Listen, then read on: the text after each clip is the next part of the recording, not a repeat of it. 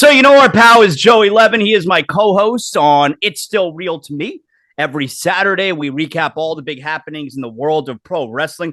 Very big week, actually, in the world of pro wrestling. We'll get to all of that on Saturday, but I mean, Monday night, you had Cody Rhodes, Paul Heyman, a great promo helping set up WrestleMania, which is still a ways away. When a Tuesday night, I caught a lot of NXT, and I specifically caught NXT because I can't take my eyes off Toxic Attraction. And Amazing. and they came through in a very big way. So I love those girls. So I even watched NXT for quite a bit on Tuesday nights. But we'll get to all that stuff coming up tomorrow. Okay, it's still real to me right here, ZASLOW Show 2.0. Joey, good to have you here with us on a Friday instead of doing the whole show tomorrow. But what I do want to get you on here is, and this news came out last weekend. UFC is coming back here. Is it 287? UFC 287, first time in 20 years. So UFC 287 is going to be at Miami-Dade Arena. Now, has a UFC pay-per-view card ever been down here? Because they've had fight nights, which have been like on FX and Fuel TV, I think it was at one. So UFC 42 was the last time it was in Miami, 2003. Wow. Do you know what the main event was? The main event was Matt Hughes versus Sean Shirk. So I can tell you right now, without even getting into the card, this card is going to be much better than that card was. This card is going to be an absolute banger. Now, look, so the main event, it's Israel Adesanya getting his rematch, right?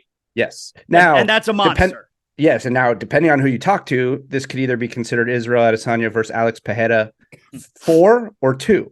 Because in the UFC, it's the second time they've fought. But for those of you who are UFC fans, you probably know the backstory that they also fought twice in kickboxing, and Izzy lost both of those to Alex as well.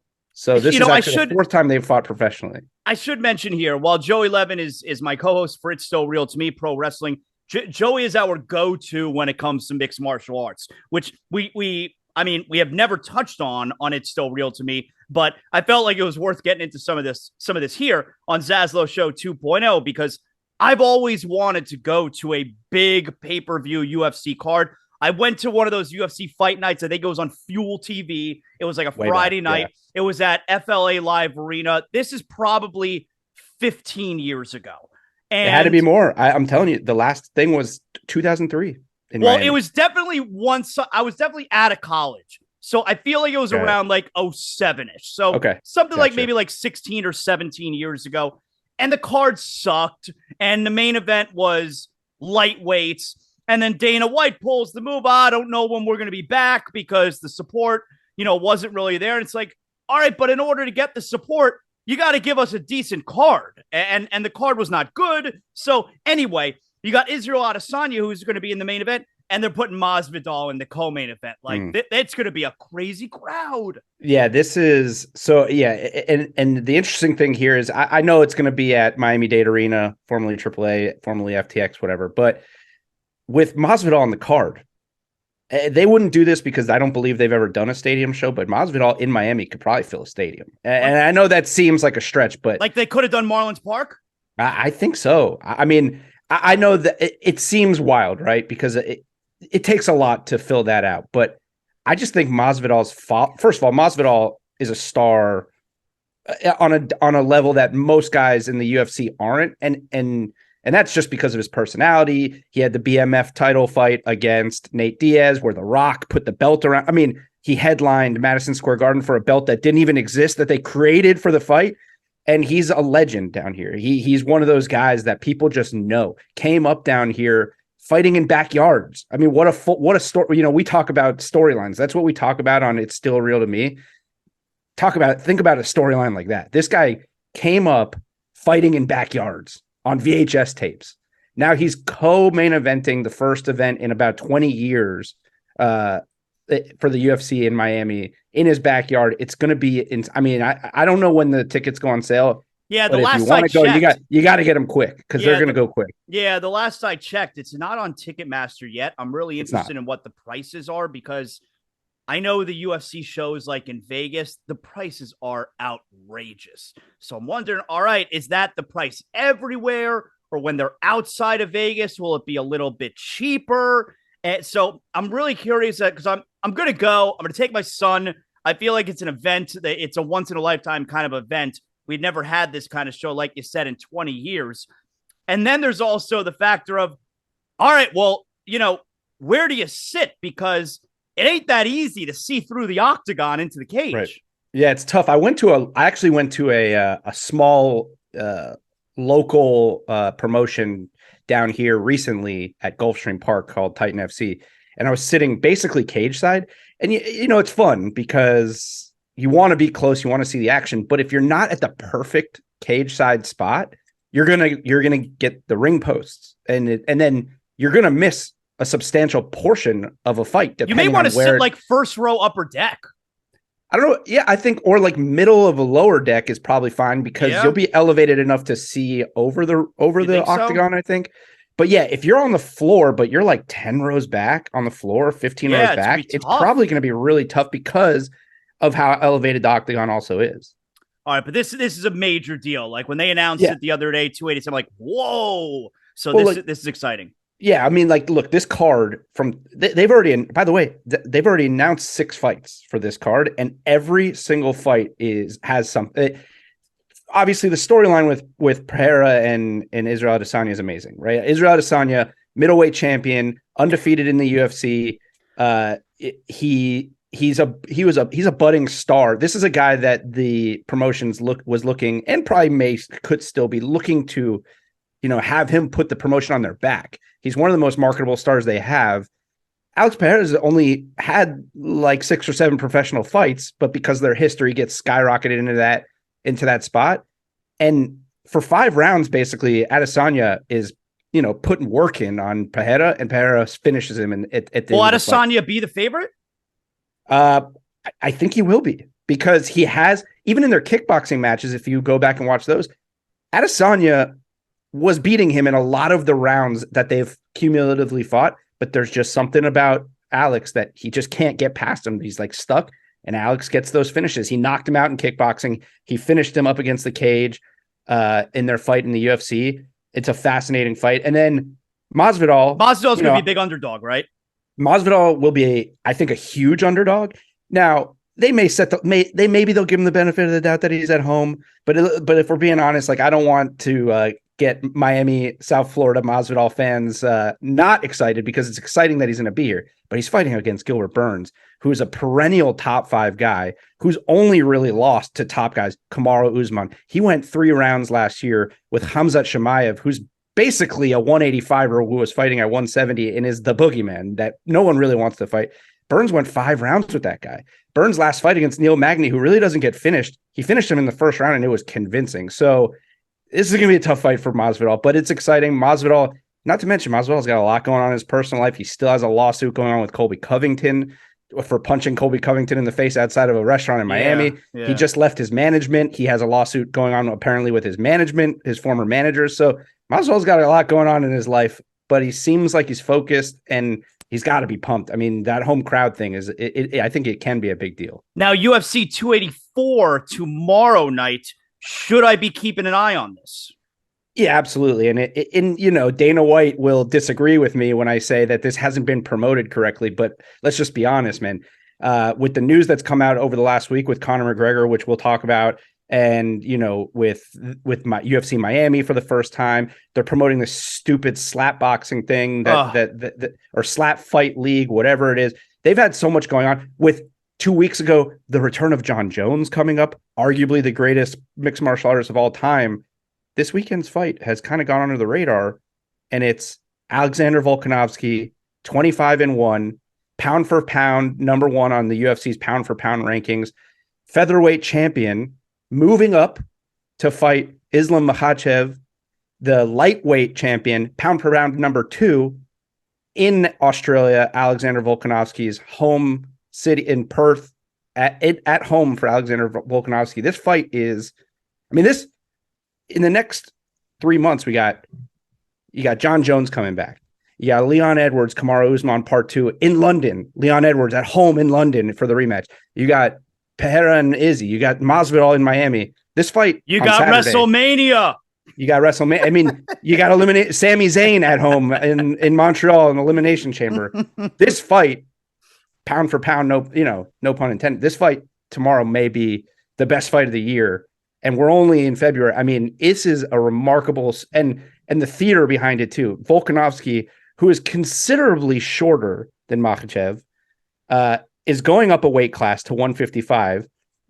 Makhachev notably is the protege, so to speak, of Khabib Nurmagomedov, however you say it, who is arguably the greatest lightweight champion of all time, retired undefeated. Khabib has stepped back as his head coach. Khabib will not be there. So that's a storyline for Islam. Okay. And everyone's making a big deal about how much bigger Islam is. But look, keep in mind, Alexander Volkanovski started his career as an amateur at middleweight, 185 pounds. They're fighting at 155. He's fought at welterweight, 170. He's fought at, and he fights now 145. Before he was in the UFC, Volk was a professional rugby player. He weighed 214 pounds. This is a strong, compact little dude. He's only 5'6". But I think the line, which you'll see is heavily in favor of Makhachev, is maybe a little inflated because of the size, because Volk's going up. Volk's at home. Makhachev doesn't have Khabib in his corner. Volk is strong. He's fought big guys before. I think Volk's going to shock the world. I think a lot of people are counting him out already because of the size difference. I think Alexander Volkanovski win, but I think it's going to be an incredible fight. Just incredible. Now, we found out last week also that Conor McGregor is back, and he's going to be coaching. Again, he's going to coach one of the Ultimate Fighter teams. Was this a shock? Did we know that this was coming? I don't think I knew. I don't think it was. I think it was out there. I think people thought, this would be a good way to bring Conor back. And if you listen to his team, if you listen to his coaches, they've said for a while that no matter what brings him back, it's got to be something where he's even said he needs to be fully immersed, right? Because the guy's worth $500 million. So why does he want, and he hasn't fought since, I want to say July of 2021 when he snapped his ankle in the octagon against Dustin Poirier. He has not fought it since then. Why does a guy worth $500 million want to fight? Well, he's got to have a reason. And coaching, this is going to be on ESPN linear. So not just ESPN Plus, is going to be on actual ESPN. So he gets a spotlight. He's fully immersed in training, and he's going to end up fighting against a guy, Michael Chandler, who he's only 2-3 since he came into the UFC, but only puts on absolute fight of the night, violent, bloody, banger type fights. It was a little bit of a surprise that it was Chandler, I think, but you know what? It's great for the sport. UFC needs stars. As good as they're doing, they need Conor. It's a different level. There's Conor, and there's everyone else in the history of the sport. You hear that name, and it makes everything more exciting. It's going to be really fun. The Ultimate Fighter deserves a lot of credit for the popularity of what the UFC became, but the last Ultimate Fighter stunk. I used to love watching Ultimate Fighter. I haven't watched it in years. Yeah, and it was gone for a long time, and they just recently brought it back, either the last season or maybe it's been back for 2 seasons. But again, that just shows, how it's been. It's only been on ESPN Plus. It's only been streaming, and it just wasn't super compelling. And to be honest, the fight aspect of this isn't even that compelling when you consider that they now have Dana White's Contender Series, for 8 weeks a year, where these young guys who would normally be in the tough house, they just get to fight for a contract. So you could watch a whole season of reality TV, or you could just watch these guys fight on Tuesday night. But now you bring in the added Conor element, and he's must see TV, and that'll be good for not only for the property of Ultimate Fighter, but whoever wins. Now this person is going to have millions and millions of eyeballs on them, and it's going to jumpstart their career in a crazy way. And I don't claim to be an insider. I'm very actually new to being big into this sport. But from someone I spoke to today, my understanding is this will be a redemption season where it won't just be young guys looking for their shot. It'll be some former UFC fighters looking for a second chance. Okay. Which is a different. I don't know if they've done that before because I don't remember every season. Will they announce that in advance, or will we watch the premiere like, oh, I know that guy? I gotta think that's going to be something that they'll announce in advance. I don't see, because it's they're going to start taping it. I think like next week. It starts taping very soon, so we'll find out. Yeah, and whether they intend to or not, stuff's going to get out. Now I know this. It won't come from the fighters because those guys get their phones taken from them at the door. They're not. It's like reality TV stuff. They don't have access. I mean, I'm sure they let them talk to their family. You know, you always see they let them get like calls into their family and whatnot. But it's not like they're out there just on their phones communicating with the outside world. These guys are in it. They'll be in the house getting coached up. And yeah, it's going to be really fun to have Conor back. I mean, these next few months for the UFC, even if you're not a huge UFC fan, if you're a wrestling fan, if you listen to It's Still Real to Me and you're just into storylines, this is one of the best stretches of the UFC that we're going to have.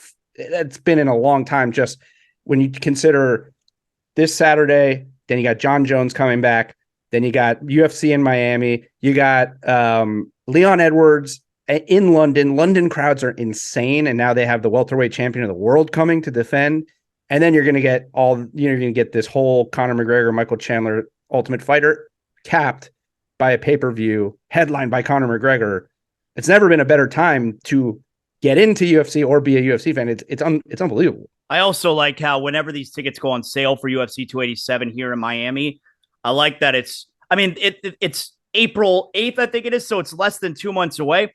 I like how we'll buy the tickets and the show's right around the corner. I hate paying a ton of money for a concert and the concert's in 11 months. That makes me nuts. I want to buy tickets for the show and I want to go really soon. So yeah, I was thinking when it got announced that it was going to be in May, but I forgot next month there's 2 pay-per-views. Oh, so you got March 4th is the return of John Jones, and March 18th is UFC London, Leon Edwards, Kamaru Usman 2.